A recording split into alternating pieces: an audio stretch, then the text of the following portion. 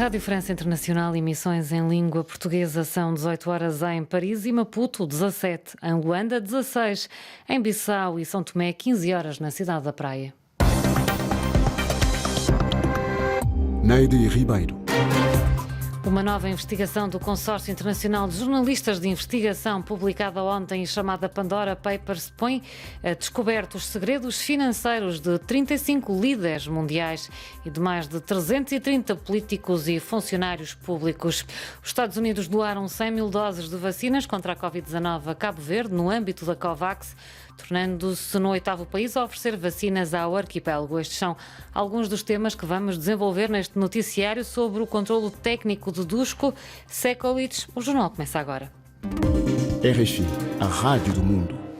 Uma nova investigação do Consórcio Internacional de Jornalistas de Investigação, publicada ontem e chamada Pandora Papers, põe a descoberto os segredos financeiros de 35 líderes mundiais e de mais de 330 políticos e funcionários públicos de 91 países e territórios, entre os quais Portugal. A reação da imprensa e da sociedade civil é fundamental para denunciar e combater este tipo de crimes, aponta João Paulo Batalha, consultor em políticas de anticorrupção.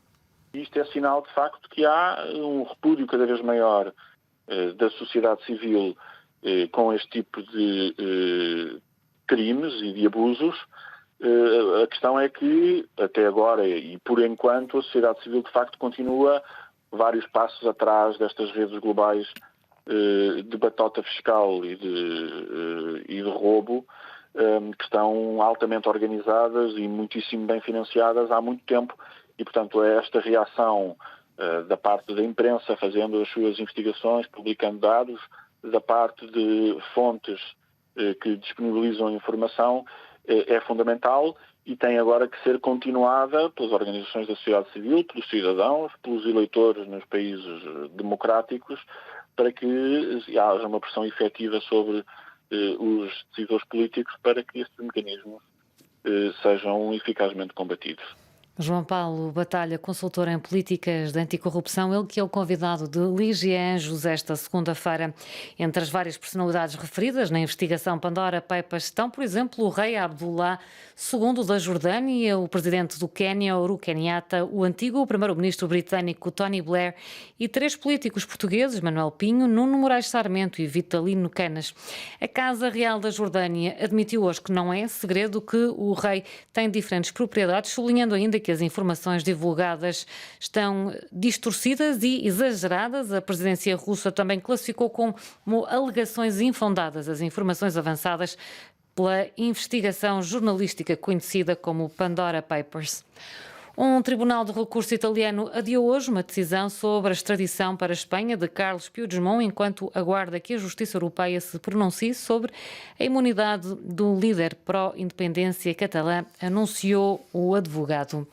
As duas Coreias restabeleceram esta segunda-feira as comunicações depois do Norte as ter cortado unilateralmente em agosto. Mais explicações com Liliana Henriques.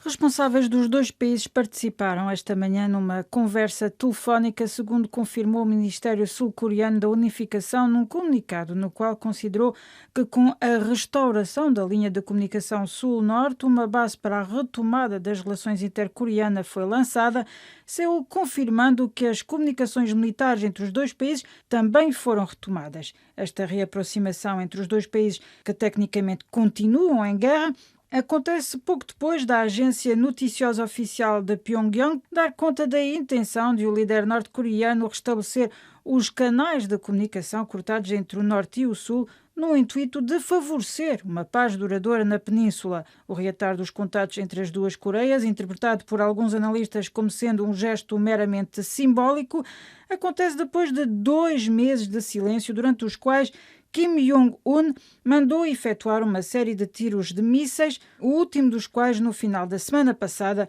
o que levou a uma reunião de urgência do Conselho de Segurança da ONU. A Coreia do Norte, que ainda na semana passada rejeitou uma proposta de conversações com Washington, estimando que se tratava apenas de um subterfúgio, também considerou ontem que os membros do Conselho de Segurança andavam a brincar com uma bomba relógio. Praia 99.3 FM. Os Estados Unidos da América doaram 100 mil doses de vacinas contra a Covid-19 a Cabo Verde no âmbito da COVAX.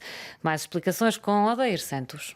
O combate à Covid-19 em Cabo Verde está agora reforçado com mais 100 mil doses da vacina Moderna doadas pelo governo dos Estados Unidos da América. Vacinas que chegaram na noite de domingo à cidade da Praia e recebidas pelos ministros dos Negócios Estrangeiros e da Saúde, que agradeceram a doação dos Estados Unidos da América. O ministro da Saúde, Arlindo do Rosário, confirmou à Rádio Pública cabo-verdiana a intenção do governo de avançar com a vacinação contra a Covid-19 dos adolescentes dos 12 aos 17 anos. É a intenção do governo, de facto, avançarmos com a vacinação na faixa etária dos 12 aos 18 anos. Provavelmente até novembro teremos as condições reunidas para avançarmos com a vacinação nessa faixa etária. Provavelmente até finais de outubro teremos pelo menos 85% da população elegível, que é a população a partir dos 18 anos, recebendo a primeira dose. Praticamente 50% já estará na segunda dose. Por outro lado, o gerente dos projetos da saúde para Cabo Verde do Banco Mundial, Edson Araújo, considera muito positiva a resposta de Cabo Verde no combate à pandemia. Cabo Verde é um exemplo para o resto do continente e certamente um exemplo para o resto do mundo, tanto na resposta inicial, na disponibilização de equipamentos essenciais como máscaras, como teste de Covid, como equipamentos para expandir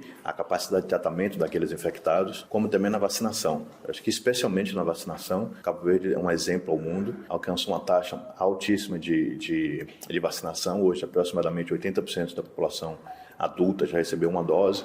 Então, assim, Cabo Verde tem boas lições para o resto do mundo, tem sido observado como uma boa prática em relação à Covid, e agora é consolidar os avanços que foram obtidos nos últimos meses. De Cabo Verde para a RFI, Odair Santos. Na Etiópia, o primeiro-ministro Abiy Ahmed foi empossado hoje para um segundo mandato de 5 anos à frente do governo. O governo etíope, que enfrentou na semana passada a condenação das Nações Unidas, dos Estados Unidos e de vários países europeus, depois de expulsar 7 funcionários da ONU, que acusou de apoiar as forças do Tigray, que têm lutado contra as forças etíopes e aliados. A Manuel João Ramos, especialista do Corno de África, ligado ao Centro de Estudos Internacionais no Instituto Universitário de Lisboa, considera que o executivo etíope está longe de estar isolado a nível internacional. O apoio, se não explícito, pelo menos tácito, da China a este governo existe.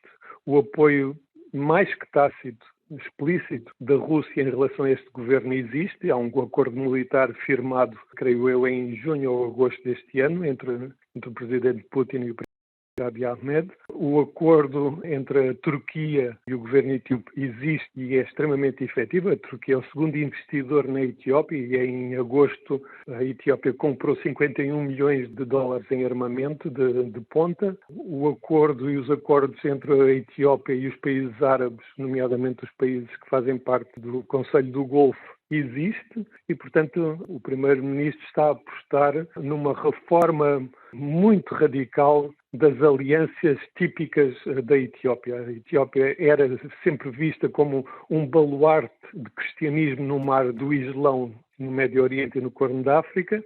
Era um aliado muito importante dos Estados Unidos naquela região e também da União Europeia. E, neste momento, os ponteiros viraram completamente para outros interesses, para outros aliados, e esses parceiros são extremamente efetivos, seja em termos económicos, seja em termos de ajuda militar.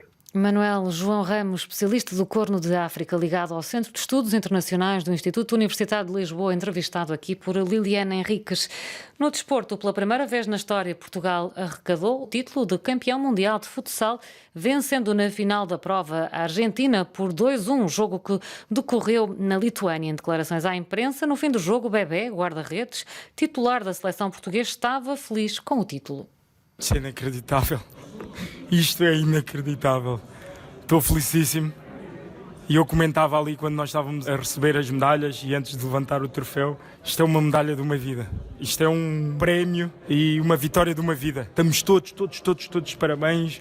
Não só estes jogadores, mas o futsal português. Nós merecemos isto. Nós lutámos muito para isso e eu quero agradecer a todos que nos apoiaram. As mensagens, eu não dei conta das mensagens de apoio que eu recebi, opá, incrível. Estou muito contente por esta vitória e, acima de tudo, pelo futsal português, que bem merece, porque muitas pessoas lutaram por isto.